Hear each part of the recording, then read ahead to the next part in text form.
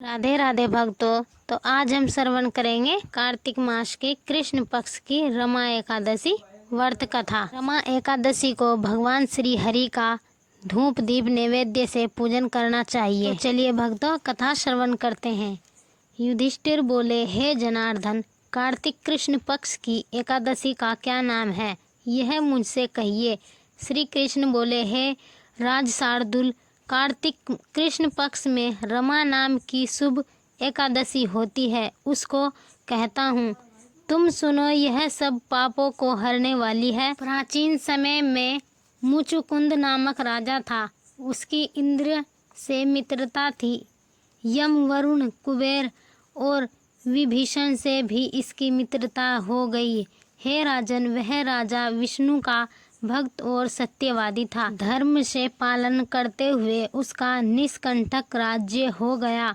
उसके घर में बेटी थी, उसका नाम चंद्रभागा था। उसका चंद्रसेन के पुत्र शोभन के साथ में विवाह हो गया। नर्प वह शोभन कभी अपने ससुर के घर पर आया। उसी दिन पवित्र एकादशी का व्रत आया। व्रत का दिन आने पर चंद्रभागा विचार करने लगी कि हे ईश्वर, क्या होगा। मेरा पति तो बहुत निर्बल है, वह सुधा को सहन नहीं कर सकता और मेरे पिता का शासन बहुत कठिन है। दशमी को थोड़ी पिटवा देते हैं कि एकादशी के दिन भोजन नहीं करना चाहिए। डुमडुमिका का शब्द सुनकर शोभन अपनी स्त्री से बोला, हे कांते, अब मुझे क्या करना चाहिए। शोभने, जिसके करने से मेरा जीवन नष्ट न हो, ऐसी शिक्षा दो। चंद्रभागा बोली, हे विभो, मेरे पिता के घर में कोई भोजन नहीं करता। हाथी, घोड़े तथा पशु भी नहीं खाते। हे कांते, यदि भोजन करना चाहो तो घर से चले जाइए। शोभन बोला, तुमने सत्य कहा है, मैं व्रत करूँगा। जो भाग्य में लिखा है वह वैसा ही होगा। इस प्रकार भाग्य का विचार करके उसने उत्तम व्रत को किया। भूख प्यास से शरीर पीड़ित हो गया और वह दुखी हुआ। वह व्याकुल हो रहा था। सूर्यास्त हो गया। वह रात्रि वैष्णव मनुष्यों को हर्ष बढ़ाने वाली हुई। हे नरप शार्दूल, भगवान की पूजा करने वाले और जागरण करने वालों को वह रात्रि आनंद देने वाली हुई और शोभन के लिए असहाय हो गई। सूर्य उदय के समय शोभन की मृत्यु हो गई। राजा ने योग्य सुगंधित चंदन की लकड़ी से उसका दाह कर्म करवाया। चंद्रभागा ने पिता के निषेध करने से अपना शरीर नहीं जलाया। उसका अंतिम संस्कार करके पिता के घर में रहने लगी। हे नर्प श्रेष्ठ, रमा के व्रत के प्रभाव से मंदराचल के शिखर पर शोभन को बहुत रमणीय देवपुर मिला। वह बहुत उत्तम और अनेक गुणों से युक्त था।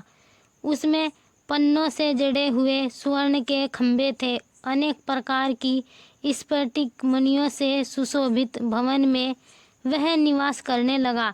सिंहासन पर बैठ गया। श्वेत छत्र और चवर प्राप्त हो गए। किरीट, कुंडल, हार, बाजूबंद इनसे सुशोभित हो गया। गंधर्व और अप्सरा सेवन करने लगे।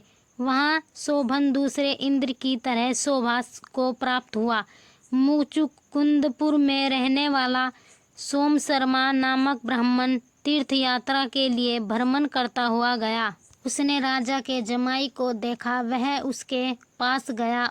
उस शोभन ने शीघ्र सिंहासन से उठकर ब्राह्मण को नमस्कार किया और अपने ससुर की समाकुशल पूछी और अपनी स्त्री चंद्रभागा तथा नगरवासियों की कुशल पूछी।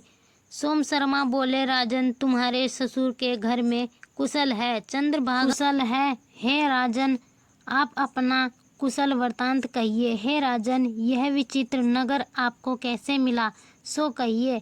शोभन बोला, कार्तिक कृष्ण पक्ष में एकादशी होती है। हे दिव्यजेंद्र, उसका उपवास करने से यह स्थिरपुर मुझको मिला है।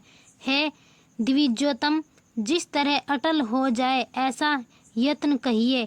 ब्राह्मण बोला, हे राजेंद्र, यह स्थिर क्यों नहीं है और अटल किस तरह होगा, वह मुझसे कहिए, मैं उसका निश्चय करूँगा। शोभन बोला, हे विप्र, मैंने यह व्रत श्रद्धा पूर्वक नहीं किया, अतः मैं इस नगर को स्थिर समझता हूँ।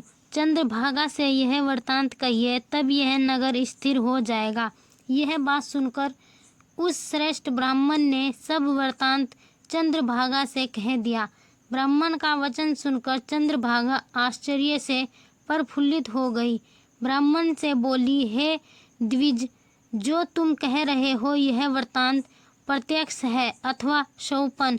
सोम शर्मा बोला, हे पुत्री, तुम्हारे पति में मैंने आँखों से देखा और देवताओं के समान उसका प्रकाशवान भी देखा है। उसने उसको स्थिर बताया है, जिसके अटल होने पर उपाय करो। चंद्रभागा बोली, हे विप्र, मुझको पति के दर्शन की अभिलाषा है, अतः मुझको वहाँ ले चलिए। हे द्विज, अपने व्रत के पुण्य से मैं उस नगर को अटल कर दूंगी। जिस प्रकार हम दोनों का मिलाप हो जाए, ऐसा उपाय करिए। बिगड़े हुए का मिलाप कराने से बड़ा पुण्य होता है।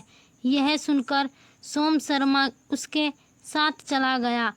मंद्राचल पर्वत के समीप वामदेव के आश्रम में सोम शर्मा गए। वामदेव ने उनका कहा हुआ सब वृत्तांत सुनाया।